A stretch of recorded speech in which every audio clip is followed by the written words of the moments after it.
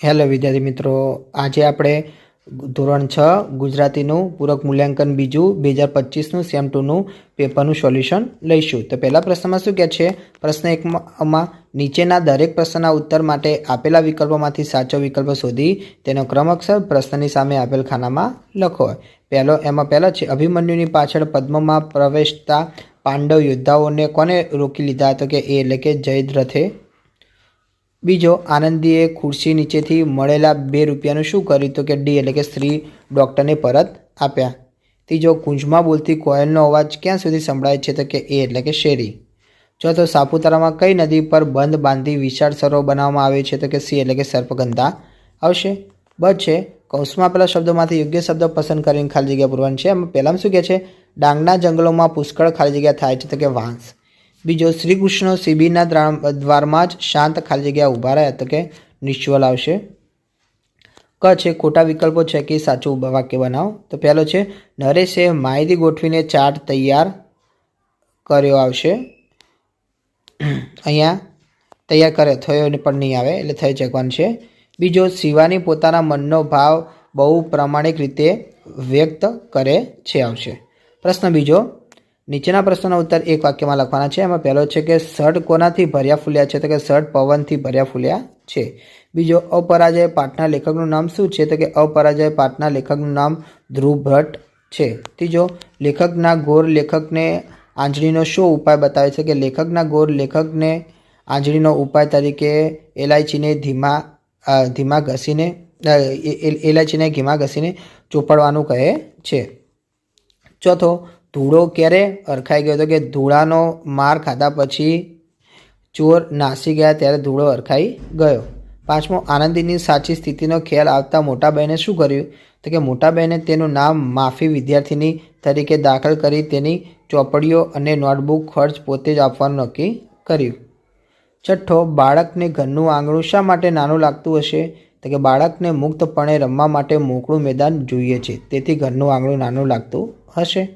સાતમો, ડાંગ કુદરતી રીતે સમૃદ્ધ છે એમ શા પરથી કહી શકાય? તો કે ડાંગ જિલ્લામાં ડુંગરોની હારમાળા છે, તેનો મોટો ભાગ જંગલોથી ભરેલો હોવાથી કહી શકાય કે ડાંગ કુદરતી રીતે સમૃદ્ધ છે. આઠમો, શેરી આવે સાત કાવ્યના કવિનું નામ શું છે? તો કે રાજેન્દ્ર શાહ છે. પ્રશ્ન ત્રીજાનો કે છે નીચેના વાક્યોના ખરા વાક્ય સામે સાચાની અને ખોટા વાક્ય સામે ખોટાની નિશાની કરો.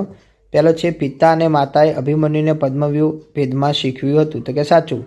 બીજો, ધોળા પાસે પહેલાં 2 સાથી હિંમત અને વિશ્વાસ હતા. તો કે ખોટું આવશે. બમાં શું કહે છે? નીચેના નજીકનો અર્થ ધરાવતા વિકલ્પ સામે સાચાની નિશાની કરો. તો પહેલો છે ધ્રુવના તારાનું નિશાન તાકવું એટલે? તો કે બીજો આવશે એટલે કે જીવનમાં એક લક્ષ્ય નક્કી કરવું. બીજો છે એકવાર સડ ભર્યા ફૂલ્યા એટલે? તો આવશે પહેલામાં સાચા નિશાની આવશે એટલે કે જીવનમાં આગળ વધવા માટેની હિંમત મળવી. ક છે કૌંસમાં પેલા શબ્દને યોગ્ય સ્વરૂપ આપી ઉદાહરણ મુજબ ખાલી જગ્યા પૂરો. પહેલો છે અજય ભજન ખાલી જગ્યા જ ઓફિસે જાય છે. તો કે ગાયની આવશે. બીજો, સિદ્ધાર્થ ઘર ખાલી જગ્યા ચાલ્યો ગયો. તો કે છોડીને ચાલ્યો ગયો આવશે. ડમાં શું કહે છે? ઉદાહરણ મુજબ આપેલા શબ્દના વાક્ય બનાવીને લખો. તો પહેલો છે શું કહે છે? કૂદતી. તો કે 2 રૂપિયા મળતા આનંદી કૂદતી શાળાએ ગઈ. બીજો, ઉડતી. તો કે ચકલી ઉડતી માળામાં બેસી ગઈ. પ્રશ્ન ચોથાનો એમાં શું કહે છે? નીચેના શબ્દોની જોડણી સુધારીને લખો. તો ત્રિકાળ, દ્રષ્ટિ, રંજાડ, મરદાનગી આ રીતે લખાય. બમાં શું કહે છે? સમાનાર્થી શબ્દો લખવાના છે. તો પહેલો છે નિરાંત, તો આવશે શાંતિ અથવા નીરવતા. બીજો, વિશ્વાસ, તો કે ભરોસો અને ખાતરી આવશે. ત્રીજો, ચપકો, તો કે ડામ અને ચબકો આવશે. ચોથો, નિયમ, તો કે રીત અને ચાલ આવશે. ક છે નીચેના શબ્દોના વિરોધાર્થી શબ્દો લખો. તો પહેલો છે વિદાય, તો કે આવશે આવકાર. બીજો, ઢુકડી, તો આવશે દૂર. ત્રીજો, કાયર, તો કે વીર. ચોથો, નિરાંત, તો કે ઉતાવળ આવશે. ડમાં આવશે નીચેના શબ્દ સમૂહ માટે એક શબ્દ લખો. તો પહેલો છે વૃક્ષો અને વેલાઓથી થયેલી ઘટા, તો કે કુંજ. બીજો, કલાઈ અને સીસાની મેળવણીથી બનેલ ધાતુ, તો કે કથિર આવશે.